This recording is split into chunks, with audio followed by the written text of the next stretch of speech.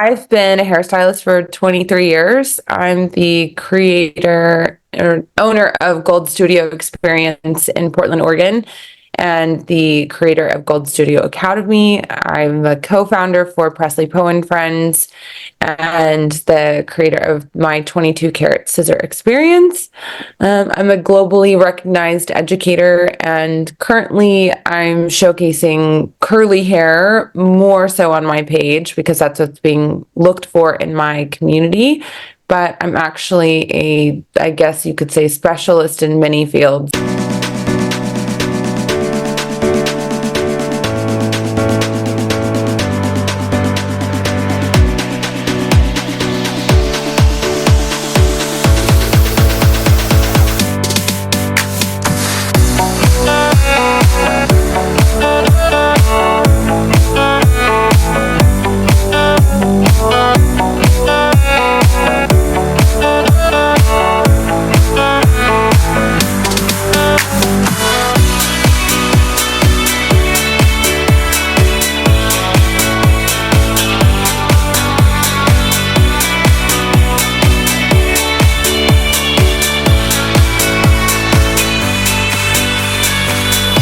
Hello, hello, and I would love to welcome Presley Poe to It's So Much More Than Hair, and I'm very, very excited to have you here.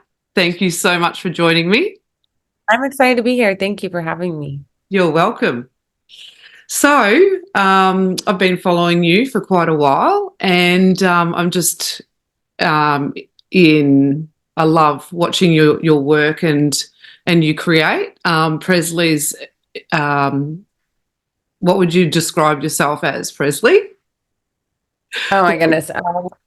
I guess I can give the bio. Yeah. I've been a hairstylist for 23 years. I'm the creator or owner of Gold Studio Experience in Portland, Oregon, and the creator of Gold Studio Academy. I'm the co-founder for Presley Poe and Friends and the creator of my 22 karat scissor experience. I'm a globally recognized educator, and currently I'm showcasing curly hair more so on my page because that's what's being looked for in my community. But I'm actually I guess you could say, specialist in many fields, including extensions, coloring, color corrections, fashion tones, and beyond. I've been doing this a while. Yeah. So 23 years, that's a while. It's good. Yeah. Because you see a bit going on. Over half my life. How did you find, you said like curly hair's quite in demand in your area. So how did that come about? Well, I think curly hair is just in demand everywhere because there hasn't been a lot of education on it, and there's just been a lot of compounded trauma because of that. And I think just generally, when I'm in a community of people, I work really hard to see like where my skill set is going to benefit my community the most. And here it just happened that I created my salon out of my love of curls. And then they just flooded in. So it's like they just took over my books and kind of come from everywhere to get in. So, yeah. It's amazing how that happens, isn't it? Like you just sort of start something and it's meant to be. Yeah. Yeah. I think intention was a really big, what is the word? Catalyst for it as well. Like I opened my salon very specifically to help and support my curly community, but I didn't say anything about it, and it just blew up. So it happened. I noticed on your post recently, might have been even yesterday or quite, that you said that it was we overcomplicate it. Oh, 100%. And that's all hair. Yeah, I agree. So like we complicate the heck out of it. And it is like, now I feel like I've done something. So I also created something called the cutting wheel.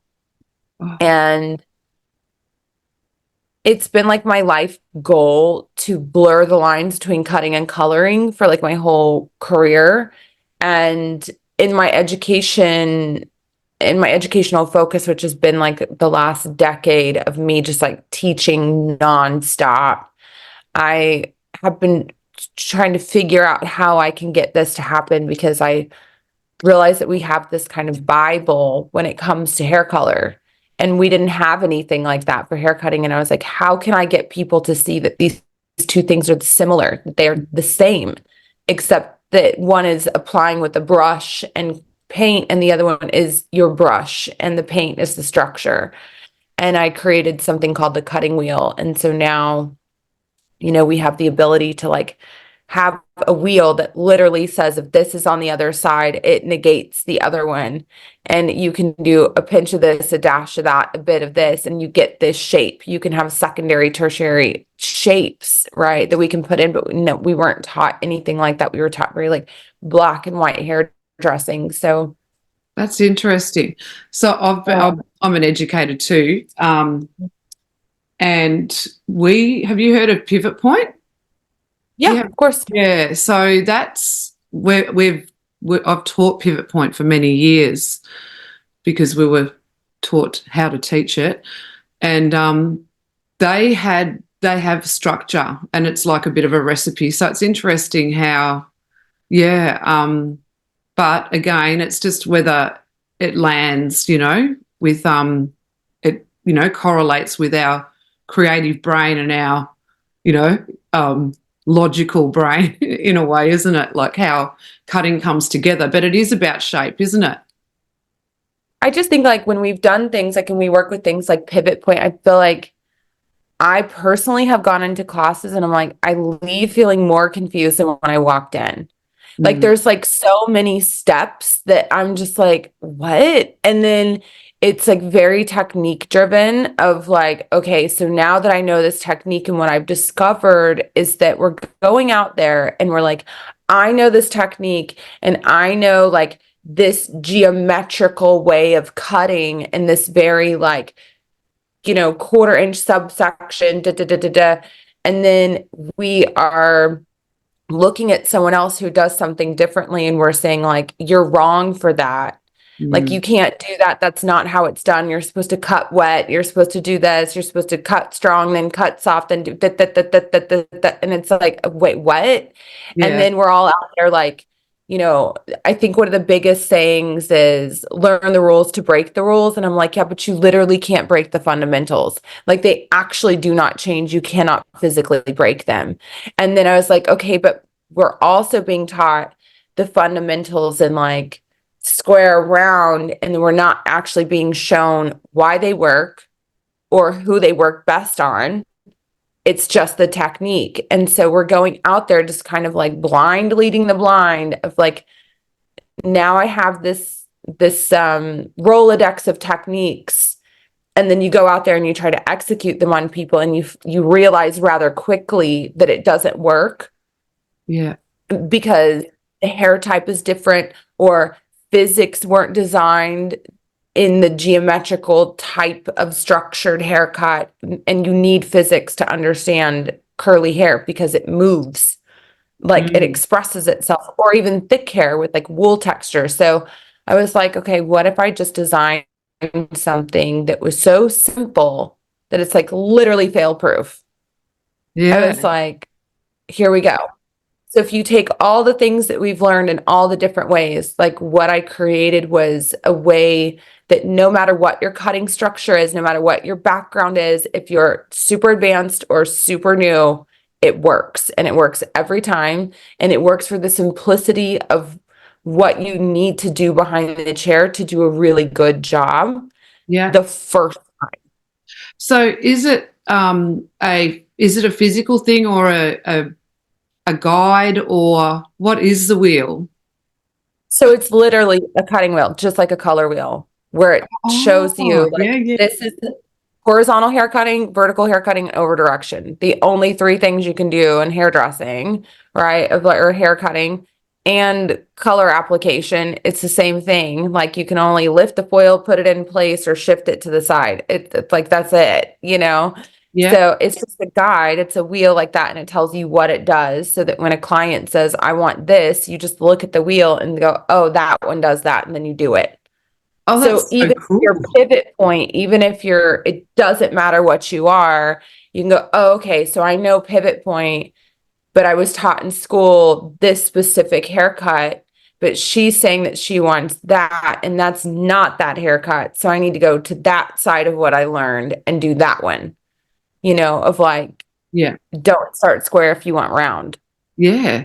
Yeah, Yeah. we all do And because that's the we're thing about teaching is you're constantly, thinking of ways that they can get what you're trying to teach them, Mhm. isn't it? Like that it's, Yeah. that's it. You're not taught how to be a teacher. You become a teacher, don't you?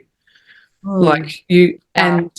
and those tools those tools you developed or what you've developed is from, wanting to communicate that, yeah, to your students. It's so good. I Yeah. think I think just in today's culture, like people don't want to think a lot. They don't want to wait and they don't want to think. And True. so I feel like simplicity is just the key. And then after 23 years of making things very complicated, I was like, oh, it's actually super simple. Yeah. You just, and I was like, you don't actually have to think a lot if you use the tools that you have and realize that you've actually been thinking too much. Hmm. Just kind of an interesting thing that I've realized with hair is that more often than not, the thing that changes like how we're working is do less. Yeah. Oh, You know what I mean? It's oh, like, oh, big. just do That's less. Like like, we're out there doing the most. But really, it's like I just like retract. And I'm like, oh, yeah, and that worked so much better than doing the most. yeah. Like But I for some reason, find, it feels like hairdressers were like programmed to do the most. Like we just like we get in there and we just overthink the crap out of everything. It's really oh, for interesting. sure, definitely, because we're hairdressing is not just a hands-on job; it's a mind job as well. So you kind of Oh like yeah. always in your head going, was that good? Did that work? Will it work? And That's why I made a wheel. I'm like, you don't even need to think about it. It's right there. It's yeah, literally right there. Does yeah, that say that it will do it? Because it will do it every time. yeah. That's It's cool. that simple. This does that. This does that. This does that. That's what it does. Yeah, So yeah. yeah. Amazing. So, your salon, how long have you had your salon for? See, I opened in 2020, so that was in November. So it'll be 5 years this November. Oh, that was gutsy. 2020. Yeah, I'm like, I don't know. I people say things like that, and I'm like, to me, it just made sense because I always said the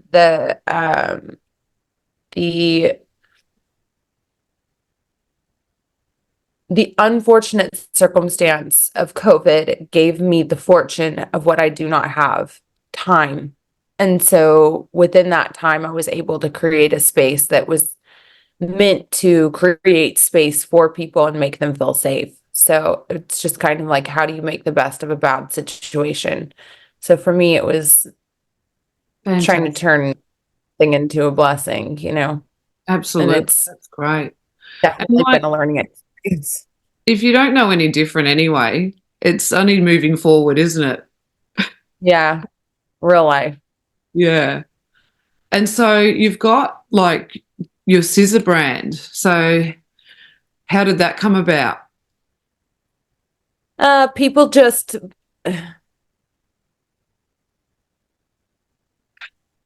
ugh. Like real answer. Yeah, okay. So this is the duplicitous answer. So, and it's gonna sound a little like almost jaded, and it's not, but at the end of the day, I think that people will do almost anything to discount the artist. Mm, So they'll say it must be the product that you're using to make that hair beautiful, or oh my gosh, what scissors are those, or what's that comb, or what shampoo are you using? And it's like, okay, yeah, these things matter, but what you're not asking is, how long did it take you to develop that technique? Why does your technique work differently on that hair? Why does it not do that when I cut the hair? Or when you hold the hair like that, why are you not doing this? What is the difference in how that is versus what I know? So it always ended up that almost every single post people were asking what my scissor was. Like it was the thing that was creating the haircut. And it has a big uh it has a massive impact on the finish, but mainly because of the grade of the metal. And if the scissor's a strong finish or a soft finish. So I just said, it was honestly kind of a give the people what they want. And I say where other people see a problem, see an opportunity. So it really could have been like, I could be like, oh my gosh, these people like just don't get it. It's not about the scissor. It's about this technique. It's about understanding the hair fabric. It's about, understanding physics and geometry. And I said, but you know what? Like, I'm a weirdo and I think like that. I said, so what I could do is actually create a tool that does that work for them. And so it was a little bit of a people pleasing thing to say, okay, you want a tool that's going to do this. So I Yeah. will give you a tool that will do this. And um That's cool. yeah, so I put it out there. So Yeah. it was also like I wanted a tool that did that, of my own. And so we made it. Yeah. Fabulous. Yeah, that's good. I wish it was Yeah. like a sexy answer, You're not, but it's not. It's like, and I've talked to, it was like almost like making a tool out of necessity, yeah. you know? And people are always looking for something new, aren't they? I mean, there's always, when you've been around hairdressing for a little while, like, well, been around a little bit, but, you've seen it, we've seen it all, and then it just comes back again. But, the new generation are like, this is new, and they're Yeah. always looking for that answer or that, that, like you said, that new thing that's going to make them That be, magic pill that's going to make you lose weight overnight. And yeah. it Well, exists. this is what I say to my students. It's like, just stick to one technique and just master that, and then you can expand and grow, like, rather than look for the next, and just be looking for something, and you're just that next whatever technique, tool, or whatever it might be, but you'll just, it'll just take them longer to learn. I was going to say, or take, or have, or focus on multiple things, but understand that it's going to take you longer. And I think that people really should understand that you have those two modes of transportation, if you will. It's like, yeah, I think in one hand, you can absolutely focus on one technique. I personally would throw that out the window in 5 seconds. I don't believe in that, like, whatsoever. But that's because I'm a lifer. I'm like, I will be in this industry until the day I die. And so I give myself multiple things to focus on a year, and then I'll give myself 2 to 3 things that I prioritize a year. And then I continue to accumulate that information and evolve that information over the years into where I will be a compounded specialist in multiple things. Throw anything my way, I can do it. But if I had focused on one thing, that's what I call a one-trick pony. I'm like, okay, but now you're going to guard that one thing like with your life, because you've spent your life focusing on it, which is lovely, but like I can be put anywhere and do anything. And Yeah. to me, that's the ultimate mode of success, of being Yeah. like, I can be successful in whatever environment you put me in.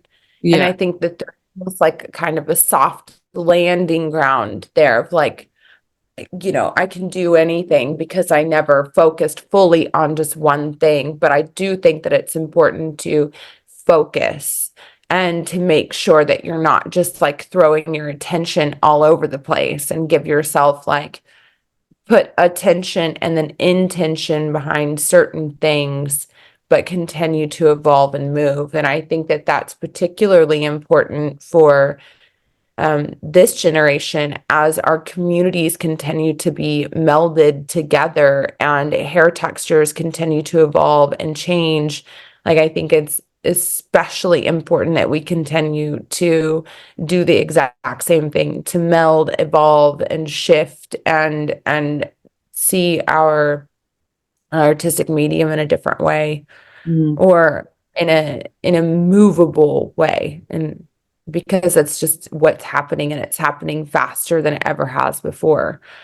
And I think that's really important for us to understand culturally. And I say culturally as like hairstylist culture, that the culture, I believe, should learn to shift a little bit more, that we should be learning several hair types in school and not just one, and then continuously focusing on that, because it's damning people behind the chair, and we're losing hairstylists daily. And I think we're also creating more trauma for people out there in the salons when they don't have the type of hair that we learned on in school, you 100%. know? I fully agree. And I think when I was talking about that one technique, like it was more so, it wasn't about being, just learning one thing. Like I'm an all-rounder, and I believe that, I just love everything. And I wouldn't necessarily wear everything, but if someone came and sat in my chair and wanted whatever, I'd do it for them, and Yeah. I've always been like that. And I had anyway, and I fully agree with what you said about like we're losing people. And I believe it's because they've put themselves in a niche. And then when fashion, like you said, changes, or, It's they're just stuck. So yeah. But that's where I suppose, that like expanding and just showing the industry how much more there is out there to grow and evolve, with it and through it. And, there's always something, to learn, to become, to be interested in. All that, it's art. And that's where I feel like we've lost that. Well, not lost, but, we've got to ignite that back into the industry. I think so. Yeah. I mean, especially because when we're doing things like social media, we just tend to create like prototypes of what other people are doing. And we're just like, oh, well, they're doing that, so this is on trend, so I'll do this on trend thing. And then everything just starts to look, amalgamated, like the same thing just over and over. It's like, I can't tell one blonde from the next now. And it's like, it's great work. So I'm really excited that like clients are getting that, but I feel bad for hairstylists who, they're like, how do I make my mark? Because Yeah. they're coming right out of school and they're slaying these looks because they've been given the tutorials on social media, and then but they're not getting the recognition that maybe they would deserve, which I think is kind of interesting. Just because it looks like a prototype of the blonde that was right next door to it on the For Your page. And so it's like everyone's trying to outdo each other. Like, what's the whitest blonde? Or, it's just so wild, which is one of the reasons why I stepped away from color, just because it was so saturated. And so just like, I'm not needed in that way anymore. You know what I mean? Like, there was Yeah. a time I had that I was like, top of the game and the skill set of doing color. And I was just like, okay, but I'm not needed there anymore. There's so much information and so much availability out there. And so I just kind of shift in wherever like I feel the most like where can I support my community? But also as I'm getting older, I'm like, I don't have time to do 14-hour colors every day anymore. I'm tired. I'm 40. I'm tired. I Oh, don't want to be behind a chair like that anymore. It was brutal. how long do you spend on the floor? Like how Now many? I have a pretty average day. Like I go to the salon at like 10 o'clock to 6 o'clock. Mm, Um, you know, 5 days a week, about that's 5 days a that's week, four pretty or five full days. on. That's, Yeah. yeah. Yeah. It's my passion to work behind the chair. It's my advocacy. It's what calms me. It's my, you know, it fills my heart. It fills my bank accounts. Like it's the grounding that I need when it just feels like I'm out there in the world just spinning around and doing all the things and I come back and I'm with my clients and I'm like, okay, like this is the good stuff. Like Yeah. when everything else moves and shifts and there's no more social whatever, I will always be there with my client. Like, and Mm, that's my favorite feeling. Is just like just making being a conduit for their art is really fulfilling for me. yeah. And that's where I feel like we are just such we're such an integral part of society that, that you can be involved in editorial and, you know, um, film, television, and all that sort of thing. But at the end of the day, coming back and being of service to people and actually making people feel good is what we do best, And My favorite. it's Yeah. all great. It's all fun. We love it. But, you know, like creating something for somebody that they love is just it's the best feeling, isn't it? But Yeah. yeah. So with your education then, like how often do you get to do that? Like you must be you're busy.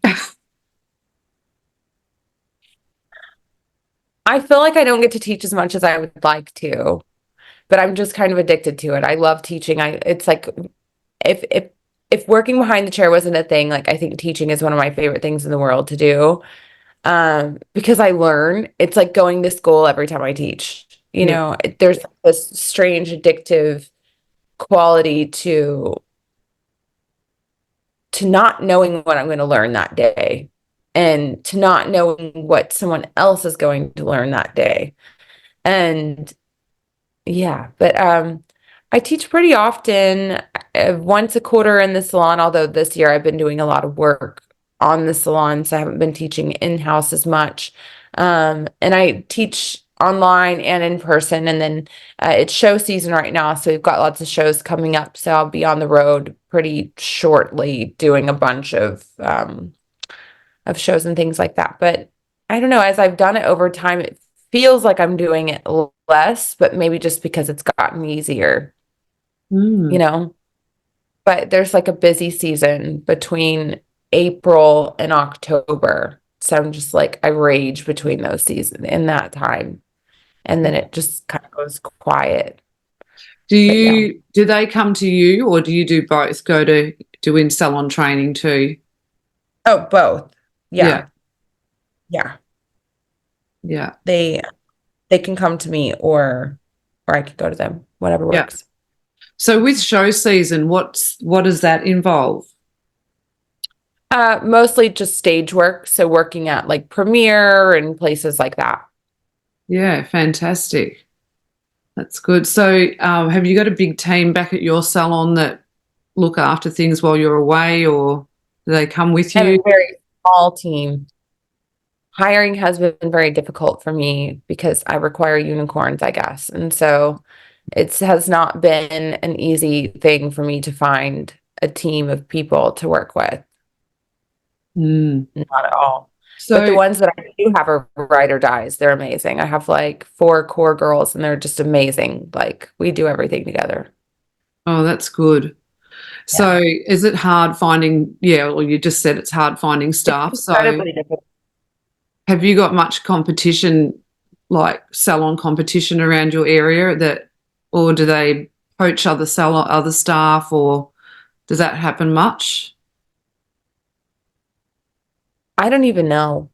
Like, I am not a business person who looks at life and says, "Oh, I've got competition down the road here, and I've got competition over there. These people are poaching that." Like, I don't care at all, or even think about it, to be honest. I know that there's like a billion hairstylists in this city, um, but there's also a billion people who like don't want to work more than one day a week, and that's not going to work in my salon. Like, because we travel together, we like do a lot, and I have really intense incentives to work for me. Like, it's it is a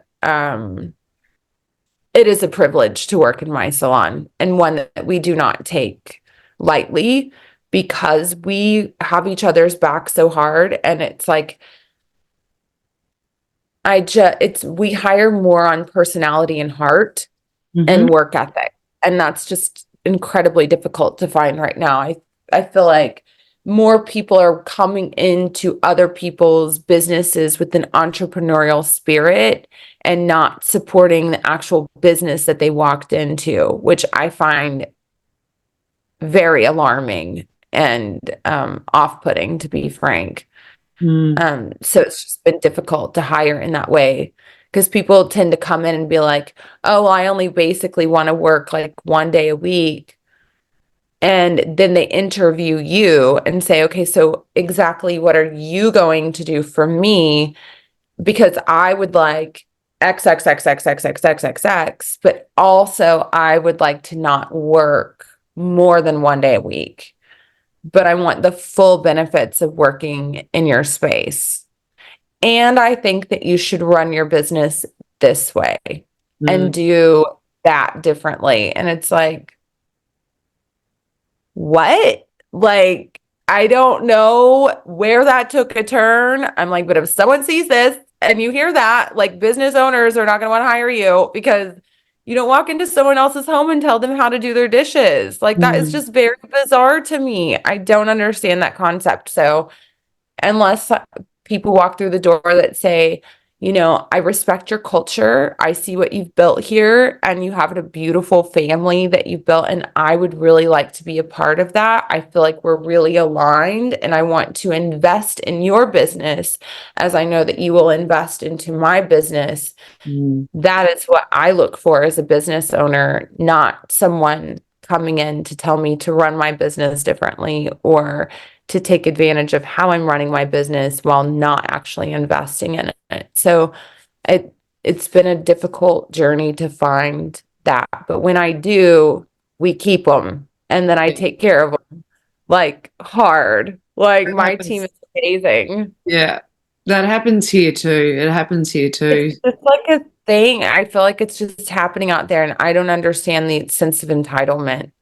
And that's frankly what it is like, it's saying I feel entitled to do what I want, how I want in your place or business of establishment. And I just don't get it. So Yeah, it's got but a long it's road for hire, but I don't mind. yeah.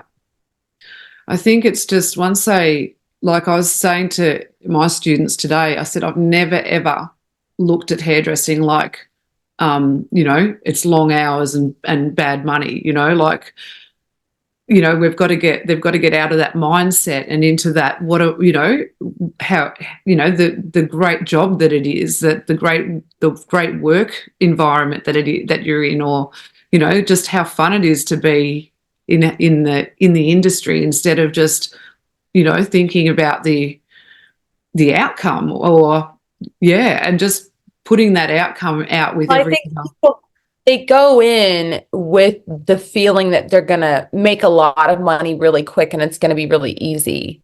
Mm. And then they get the stark realization that it's going to take you time to make money. And this is one of the most incredibly difficult industries, in fact, to be in, because you're dealing with people. Like, hair is actually very secondary to what we're doing. We are dealing with people first and hair second, and how to maneuver within that culture and make people feel validated while we create art, but also the understanding that we may be artists, but we're not creating art for ourselves. We are a conduit for someone else's vision of art. Yeah. And so if we're not equipped with the right tools to do that, which most of us are not, that is an extremely stressful and strenuous place to be in what we call work. Like that creates a lot of difficulty in salon culture. And you can see it all over social media, where clients are speaking badly about their hairstylist and hairstylists are speaking badly about clients. And I'm like, actually, this is just a big gap in communication that's happening. Sure. And they didn't have the tools, and you don't understand what they're doing, and y'all got mixed up, and now everyone's mad and no one knows why. It's like we're not really set up for success in the salon. And then we get out there and people realize how difficult it really is, and they're like, oh. Yeah. And this is why I'm so passionate about teaching. Like, we have to teach these kids, the simplicity of what it could be in the salon. Yeah. And it's about putting yourself in the other person's, shoes. It's about thinking, how would you feel if you were sitting there? That's, that, because that's what they don't do. It's like, it's all about, like you said, it's that, self-entitlement, but it's not, like I'll say to a student about a shampoo, I'll say that client hasn't had a shampoo for 6 to 8 weeks and you've done your 50th for the week.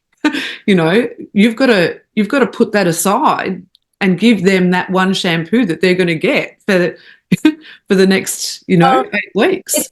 It's intention. It's moving with intention and purpose. And I think that, like, somehow we're losing that in society in general. Is like people are becoming less purposeful with each other and less intentional.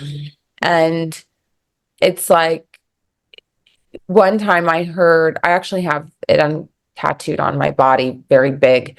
There was a man who was talking about doing the same thing over and over. And he said, if you are one of those people who do not like doing the same thing over and over and you feel that it loses its value, he said, can I ask you a question? He said, if you water a plant every day, does it not grow?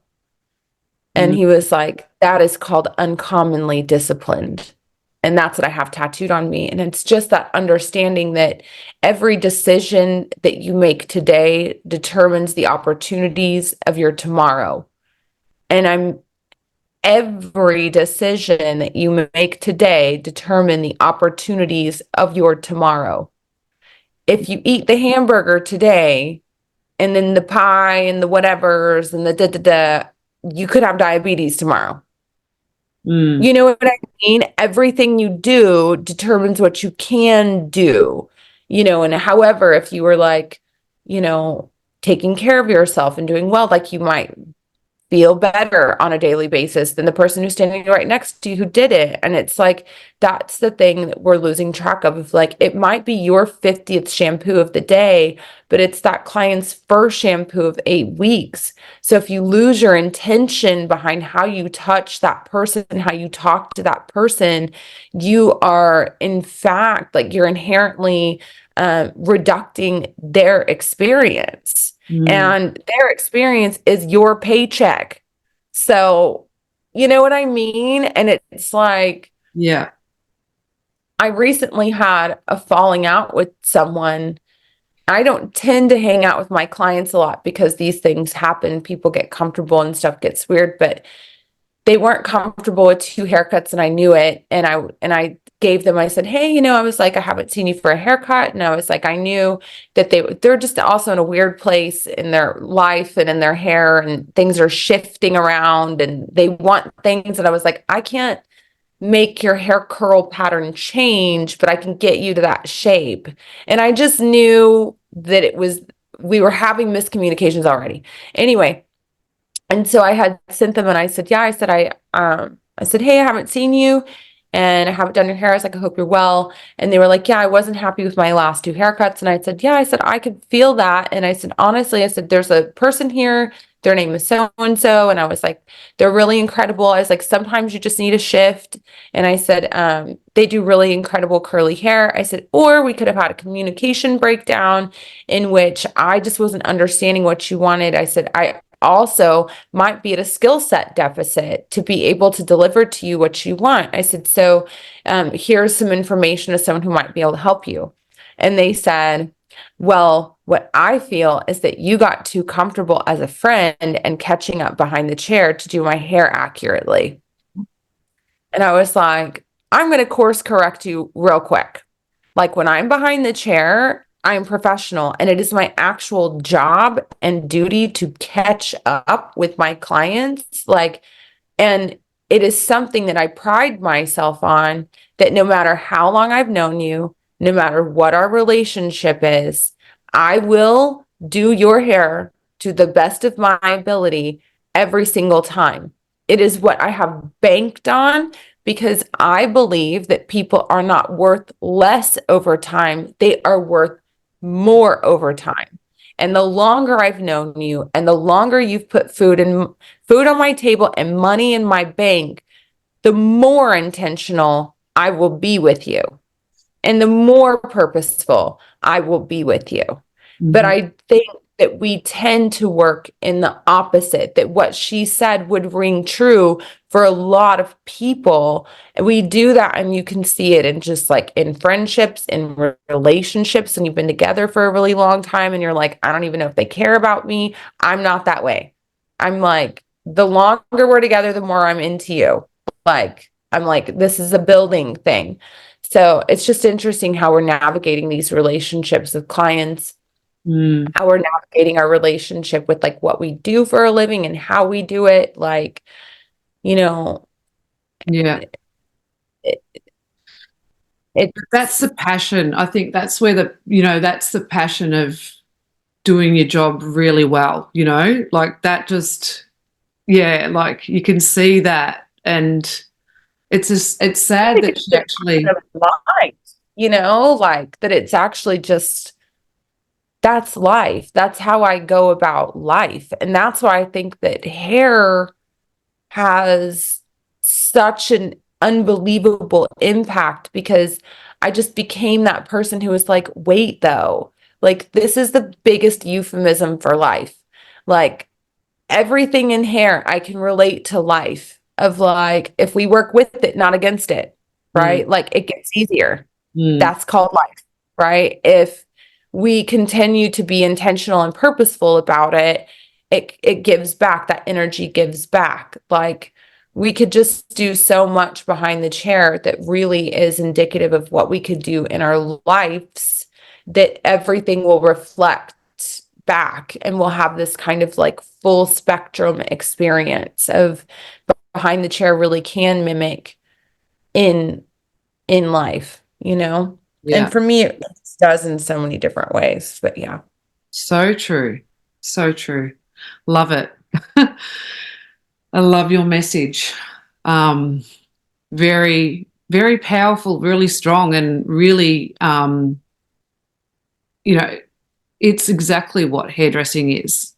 And I think once you step aside from that, what's in it for me, and you start, going deeper into that, that's what you get out of it, is just exactly what you were saying, is that, yeah, that just, it's a service, like, well, I don't like that word in a way, but it is, it's a real giving to somebody else. And actually, and if you're not giving it your best, then you're not giving, are you, really?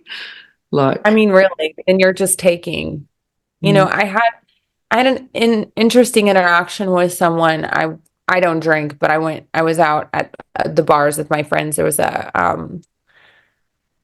it was so funny. There's a weightlifting gym and they have brunch at a bar, and it's great to watch all these like super jacked people just be like slamming champagne and acting crazy. But anyway, I walked into the room and they locked eyes on me, and I went to sit down and they came and they sat right in front of me and they got really close and they said, I've seen your photos and I've seen your videos. And they said, and I manifested meeting you. And they were like, and I'm so excited to meet you. And they said, and now that I have, and they said, you have a really, they said, you have a powerful energy.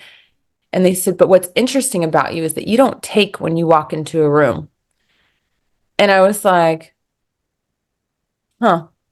Like I felt like very seen in that moment. And I was like, but I was like, explain that to me. And he's like, your energy doesn't take from the people around you. He's like, you like exist within it. He's like, it's almost like you absorb, but there's something about you that like it's giving off. And I was like, thank you so much for that. Like I feel really seen by that. And I think that's, how do we take up space and how do we be big and bold without taking space and without taking energy? And I think that's like how we function in the salon too, is like when you come in, I want you to feel as though you're coming into your space and I'm in it. And I'm going to be servicing you in a certain way, but I'm not taking away from your experience, that I'm giving that experience to or facilitating that experience. So I just think it's an interesting, like hair is always such a euphemism for life for me and like how I function in that way. But yeah, I just thought how interesting to think like that and to think behind the chair we have that opportunity as well to not take from people but to give to people those experiences. Well, Yeah. always that, like they say, it's better to give than receive, but as you give, you receive Because anyway, they're don't you? basically, yeah, they're the same thing. Mm, It's just you just don't realize it until you become a giver instead of a receiver. You're like, mm. oh, it's the same thing. Well, I must ask you though, um, just changing the subject. Right. The curls, what do you use to make them so beautiful? So defined, so yeah, Honestly, a little bit of oil and a little bit of gel and a lot of water. yeah. I was And trying to channel you the other day. So I had a uh, client, she had the frizziest hair and it didn't do it. I've also realized like not being scared of texture, like my concept is that hair will work for you. Hmm. Hair works for you. It does a lot for you. And it's like, I really believe that our only role as hairdressers are to do what hair will not do for you. If hair's curly, it's gonna curl. Yeah, I can't, like it's not gonna curl. And yeah, so if we simplify and we think, what are the things that we have in our industry product wise that clump? mm, Like what are they? yeah. Well, Gel, yeah, oil, yeah, water. yeah, That's it. yeah. Or It's pomade. yeah, And pomade actually works great in curls. yeah, You can pomade curls all day long. They're going to be like, I would say maybe do that like on shorter hair if you wanted something to be structural, but you wanted the curls to be poignant, you could use a pomade like Murray's. I mean, it's been around forever because it works. Um, but oil is a major clumping mechanism. And it's also, if we think about if our job is to do what curls do not do, what do curls not get? Oil, because it gets stuck at each bend. And so we need to replace it. And once you do that, you're like, oh my God, this magic thing happened. And I'm like, no, it was very simple.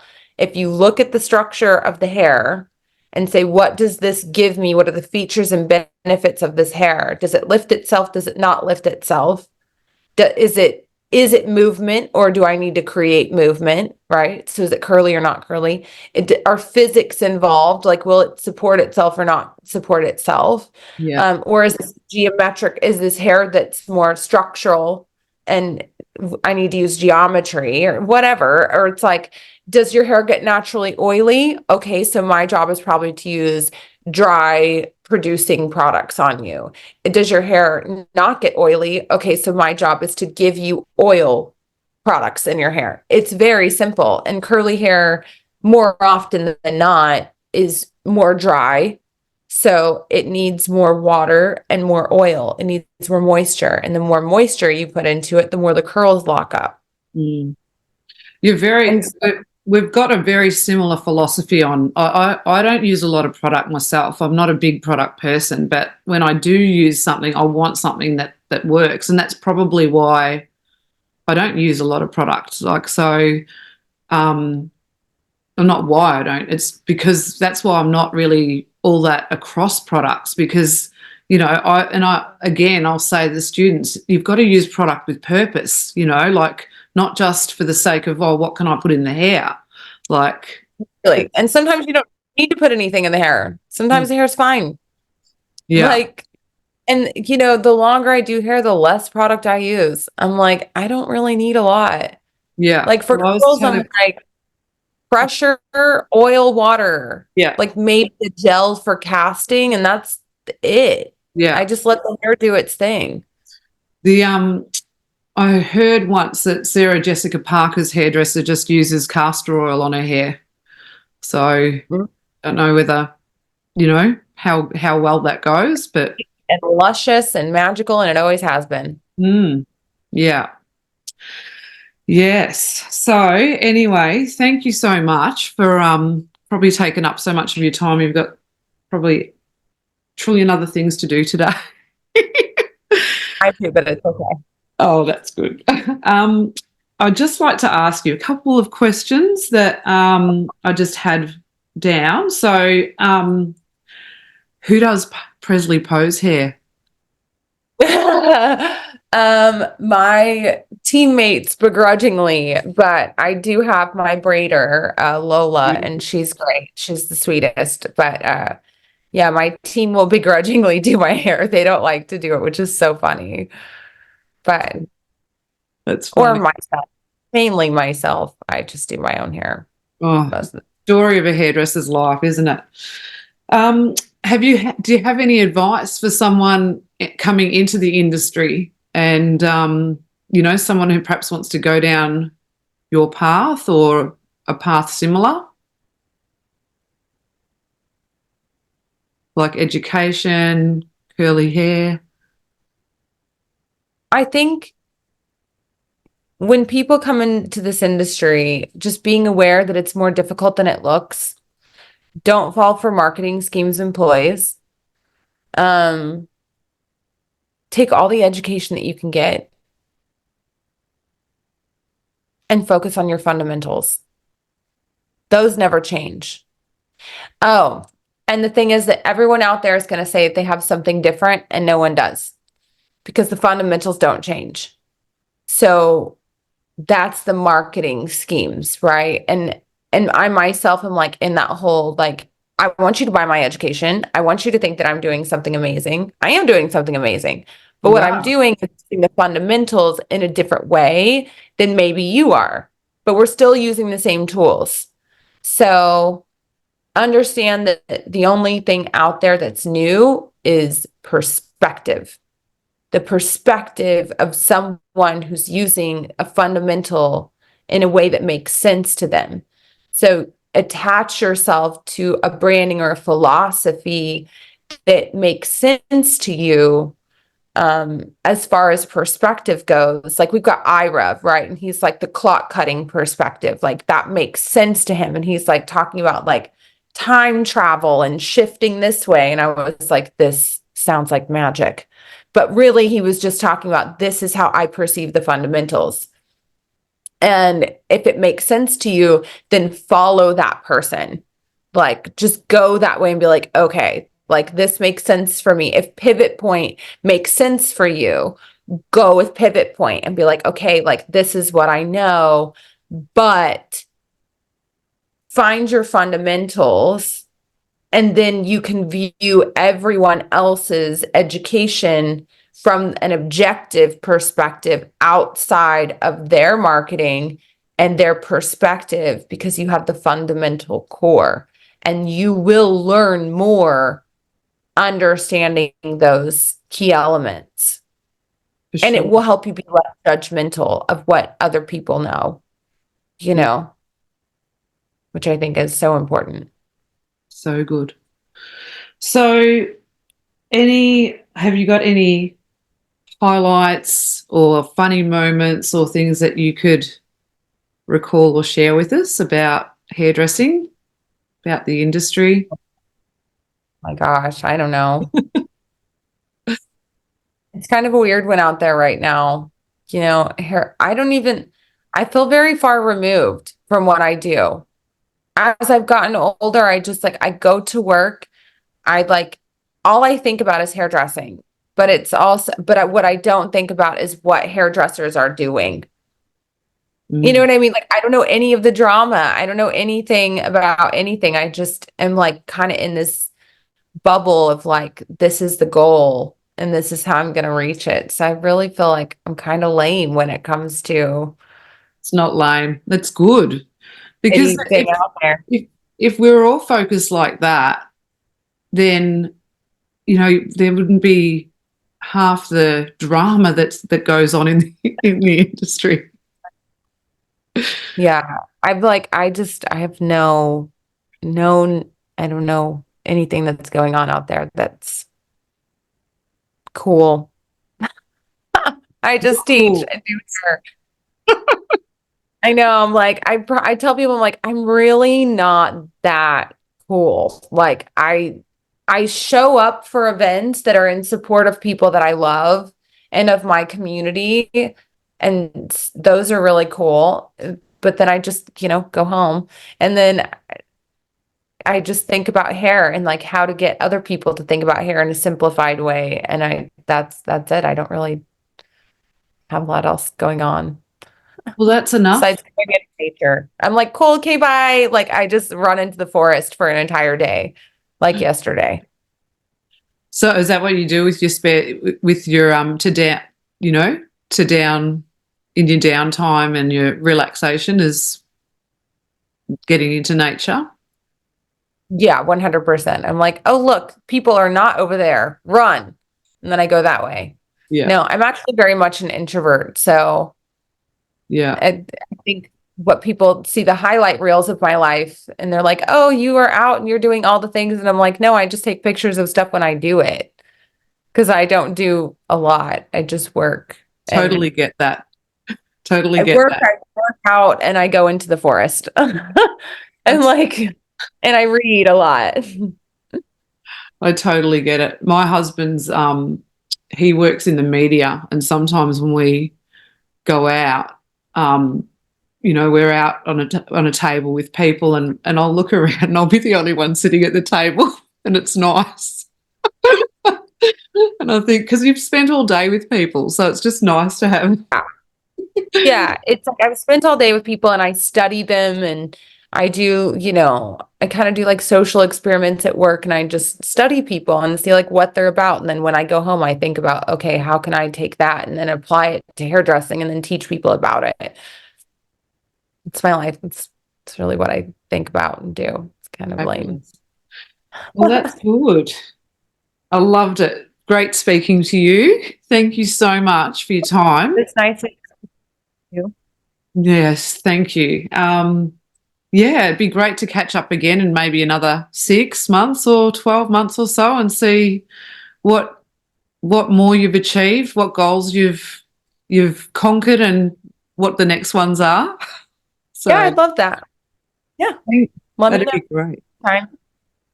Thank you. Thank you so much for your time. Yeah. Have a wonderful day. You too.